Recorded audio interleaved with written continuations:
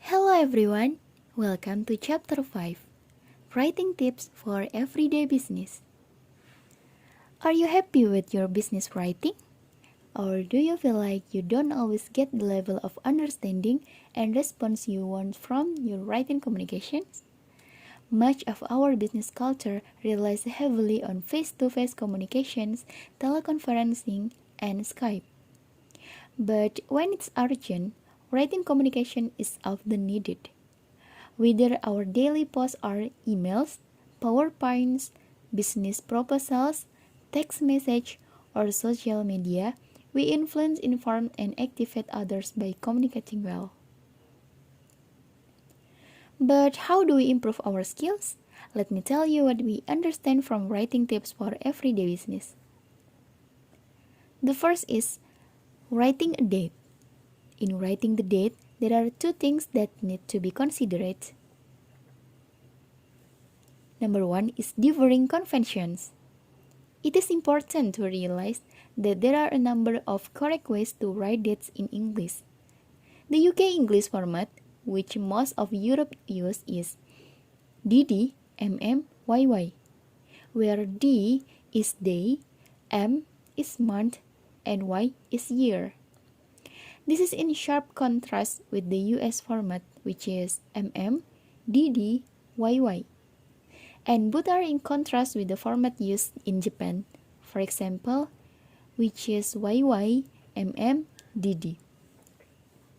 However, we need to be flexible and understand the different convention, which may create problem in every use. For example, if we have to book international transportations or hotel accommodations, arrange meetings, and etc. We will know how important it is in enter the correct date input. And number two is international date format. In this format, we have designed our way to write internationally understandable dates in YYYY, MM, DD. YYYY refers to all digits. MM refers to the month 1 to 12. And DD refers to the day 1 to 31. Even though it is useful to write your date in English this way. And the next is writing time. This is a topic that you absolutely must understand how to write correctly in English. Things can go seriously wrong when different nationalities fail to understand that they may have differing conventions for writing times. People fail to turn up to meeting at the right time. They miss flights, deadlines. In short, if a matter is time-bound, it can go wrong. Number one is UK English. All these written versions are correct in English. The meeting starts at 7. The meeting starts at 7 a.m. The meeting starts at 9 o'clock in the morning. The meeting starts at 9 in the morning. English usage includes both the 12 hours clocks, morning and afternoon, and the 24 hours clock, especially for times tables. So, 7 means 7 o'clock in the morning, and 19 means 7 o'clock in the evening. Strangely enough, 24 is also 0 hours. If you write in English, the meeting starts at 8:30. This could mean the meeting starts at 7:30 or 19:30.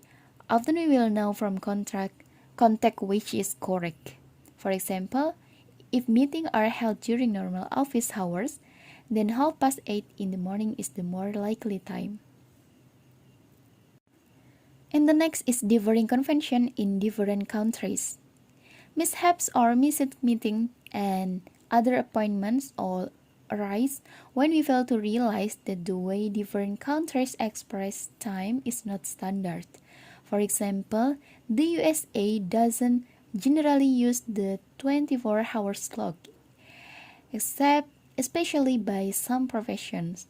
For example, the military, the police, the medical professions.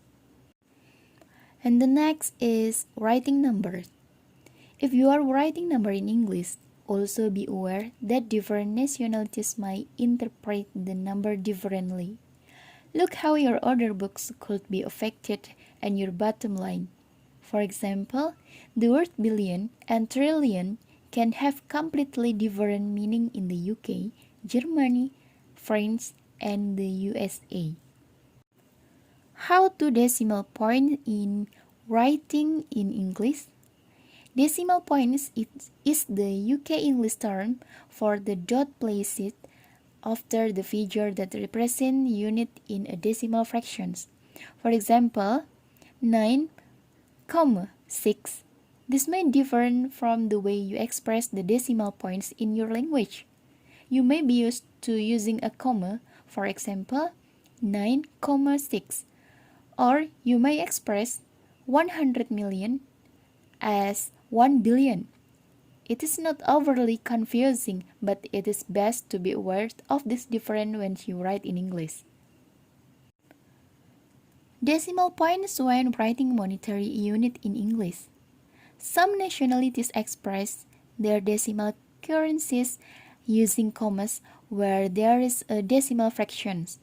Euro 1,80. If you are writing a tariff in English, you express this amount as Euro 1,80. Other punctuation differences are apparent in the following writing representation of the sum number. Okay, next is measurement. The US largely use imperial and the UK and other countries may use a combination. You will need to research if you are involved in order that use either system. To give you an idea, some of the differences are as follows. Metric systems, length, centimeter, meter, kilometer. US spelling, meter, and etc. For temperature, centigrade or Celsius, imperial system. Temperature, Fahrenheit. Even within the imperial system, you will find that a US ton is not the same as a UK ton, and a US gallon is different to a UK gallon. Temperature are also written using different system. Centigrade or Celsius, freezing point of pure water 0 degrees. Boiling point 100 degrees Fahrenheit. Freezing point of pure water 32 degrees. Boiling point 212 degrees. Next is writing address. I deal with addressing letter and envelopes in chapter 5. An aspect I would like to mention here is that UK English uses the expression postcodes or postal codes, where US English refers to zip codes for area codes within a city, country or country. These codes are not used in all countries. The next is abbreviations and acronyms. An abbreviation from Latin brevis, meaning short, is a shortened form of a word of praise by any method. It may also consist of initial only, a mixture of initial and words, or word or letter representing word in another language. For example, is ATTN. This stands for attention or for the attention of. Here's the format that usually used in English letter, email, and memos. ATTN, name or title of person. Another example is FYE. This is an acronym for the praise for your information. It's often used to draw attention to certain information such as data, reports, or file attachment. FYE, the monthly sales report for June, is attached to this email. And R&D. This is the abbreviation commonly used to refer to research and development. A department responsible for, you guessed it, researching and developing new products. And number 2 is an acronym. It's a word or name format from the initial components of a longer name or phrase, usually using individual initial letters, as a NATO, North Atlantic Treaty Organization, or EU, European Union, but sometimes using syllables as is Benelux, Belgium, Netherlands, and Luxembourg, or a mixture of the two, as in radar, radio detections, and ringing. For example is POPs Corp, an early management model to help you cover every admin angle. It stands for planning, organizing, staffing, directing, coordinating, reporting, and budgeting. And CRAP, C-R-A-A-P. No, I'm not just being rude. CRAAP is a well-known and well-used way to help people to critically evaluate information. It stands for currency, relevance, authority, accuracy, and purpose. The next is SMART, a goal setting to which stand for specific, measurable, achievable, relevant, and time-bound, or a few variations of that. And the last is SWOT.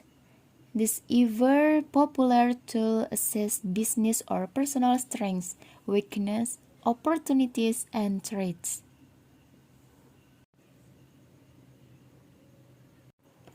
Okay, and the last is this is an example for of writing for everyday business. This business writing complete with the date, time, number, address, and have a clear purpose. For example, this is two. This is usually filled with potential customer, and from your friendly auto service provider. And subject is time for an oil change, save $10. And here, this is used to potential customer name spelled correctly. And fourth contents is we notice it has been over 3 months since your last oil change with us. This is a friendly reminder that when you take care of your car, it takes care of you. We'd like to offer you $10 off your next oil and filter change this month. Please email, call, or stop by, and we'll help you keep your car in excellent health. Sincerely, Molly Mechanic General Manager, Auto Doctor, and Forest Street, Manchester. Okay, thank you guys. Hopefully what we can be useful for you guys. See you.